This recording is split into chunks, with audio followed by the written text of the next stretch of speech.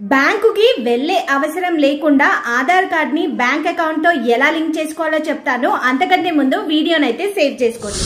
Okay, so first మీరు చేయాల్సింది ఏంటంటే గూగుల్ కి అయితే వెళ్ళండి.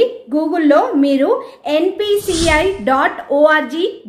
వెబ్సైట్ ని ఓపెన్ చేసుకోండి. చేసిన తర్వాత మీకు ఇలాంటి ఇంటర్ఫేస్ అయితే ఓపెన్ అవుతుంది. ఓకే, ఇక్కడ 3 డాట్స్ ఉన్నాయి కదా, దానిపైన క్లిక్ చేసినట్టయితే మీకు ఇక్కడ కన్జ్యూమర్ అని కనిపిస్తుంది. ఓకే, కన్జ్యూమర్ పైన అయితే క్లిక్ చేసుకోవాలి. ఓకే, క్లిక్ చేసిన తర్వాత ఇలాంటి ఇంటర్ఫేస్ అయితే ఓపెన్ అవుతుంది. ఇక్కడ భారత్ ఆధార్ సీడింగ్ ఎనేబ్లర్ అని ఉంటుంది, దానిపైన అయితే క్లిక్ చేయండి. ఓకే, క్లిక్ చేసిన తర్వాత ఇలాంటి ఇంటర్ఫేస్ అయితే ఓపెన్ అవుతుంది.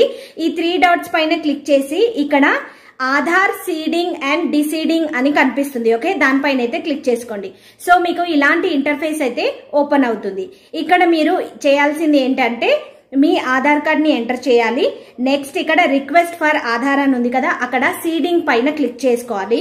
నెక్స్ట్ సెలెక్ట్ యువర్ బ్యాంక్, ఇందులో మీరు మీది ఏ బ్యాంకో ఆ బ్యాంక్ ని అయితే సెలెక్ట్ చేసుకోవాలి. ఓకే, సో నాది state bank of India, so నేను స్టేట్ బ్యాంక్ ఆఫ్ ఇండియా అని అయితే సెలెక్ట్ చేసుకుంటున్నాను. ఓకే, సెలెక్ట్ చేసిన తర్వాత ఇక్కడ కింద మీకు అకౌంట్ నంబర్ అని అడుగుతుంది. ఓకే, అకౌంట్ నంబర్ అయితే ఇవ్వండి. కింద కన్ఫర్మ్ యువర్ అకౌంట్ నంబర్ అని అంటుంది. ఓకే, సో కన్ఫర్మ్ చేసుకోవాలి.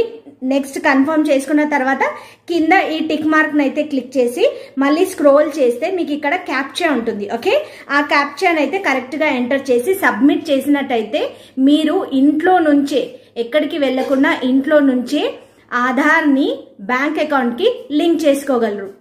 ఓకే, ఈ ఇన్ఫర్మేషన్ ఎలా అనిపించిందో కామెంట్ సెక్షన్ లో అయితే కామెంట్ చేయండి. మరిన్ని వీడియోస్ కోసం ఈ అకౌంట్ అయితే ఫాలో అవ్వండి.